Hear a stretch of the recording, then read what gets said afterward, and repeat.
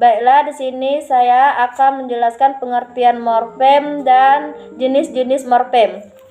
Pengertian morfem. Morfem adalah satuan gramatikal terkecil yang mempunyai makna. Morfem tidak bisa dibagi ke dalam bentuk bahasa yang lebih kecil lagi, yang dapat atau tidak dapat berdiri sendiri.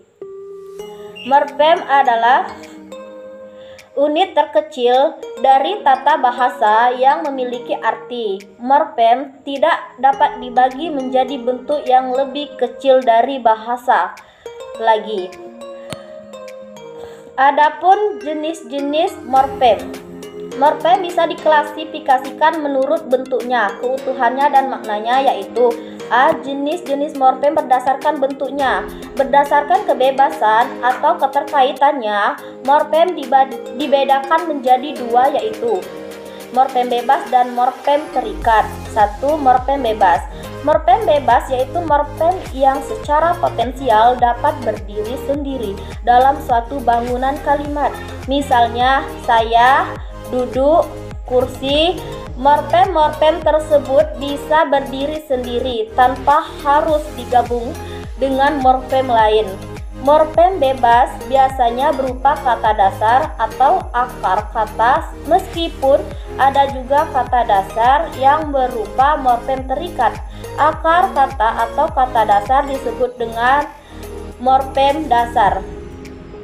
2. Morfem terikat. Morfem terikat yaitu morfem yang tidak bisa berdiri sendiri dan yang selalu terikat dengan morfem lain untuk membentuk ujaran, misalnya ber, meng, kan. Morfem-morfem tersebut harus terikat dengan morfem lain agar bisa berdiri dalam sebuah kalimat, misalnya berteduh, menganalisa, dan sebutkan. Morfem terikat bisa berupa afiks, kritik, morfem unit atau akar kata. Akar kata atau kata dasar disebut juga dengan morfem dasar, sedangkan kata dasar yang berupa morfem terikat disebut juga morfem dasar terikat. Contoh morfem terikat yang berupa afiks: me, kan, an. Contoh morfem terikat yang berupa kritik: ku, mu, nya.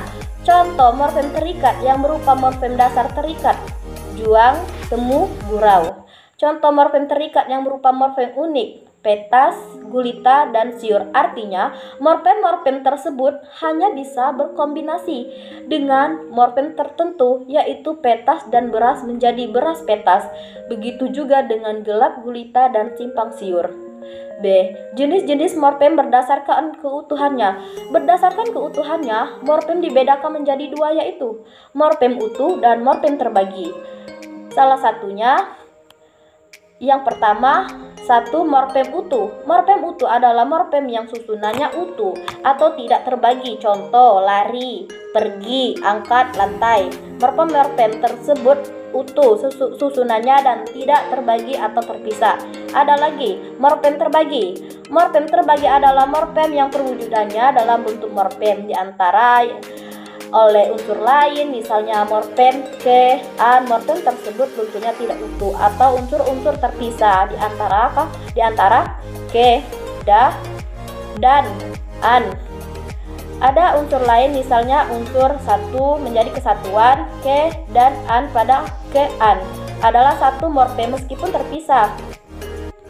C. Jenis-jenis morfem berdasarkan maknanya. Berdasarkan maknanya, morfem dibedakan menjadi dua, yaitu morfem bermakna leksikal dan morfem tidak bermakna leksikal.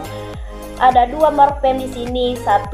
Morfem bermakna leksikal. Morfem bermakna leksikal adalah morfem yang mempunyai makna leksikal. Makna leksikal adalah makna kata atau leksem sebagai lambang benda, peristiwa, objek, dan lain-lain. Contohnya morfem ikan, ku, jalan, dui, rumah, buku, dan mu.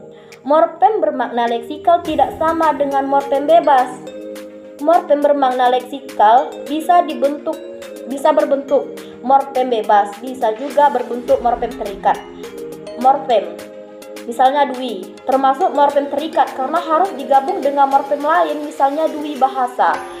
Morfem dui juga termasuk morfem bermakna leksikal karena morfem dui mempunyai makna leksikal yaitu dua.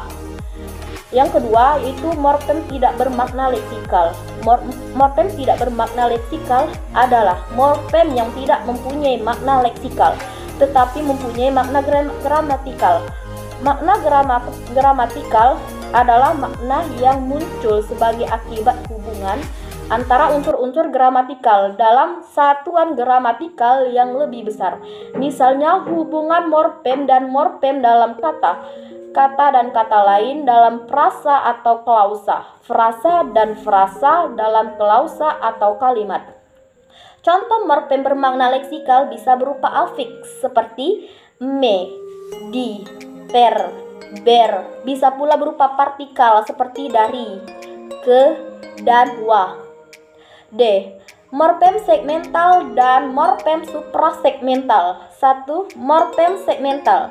Morfem segmental adalah morfem yang terjadi dari fonem segmental atau dapat dibagi. Contoh morfem, misalnya meja. Bunyi morfem tersebut dapat dibagi menjadi meja atau dieja m, e, j, a, meja.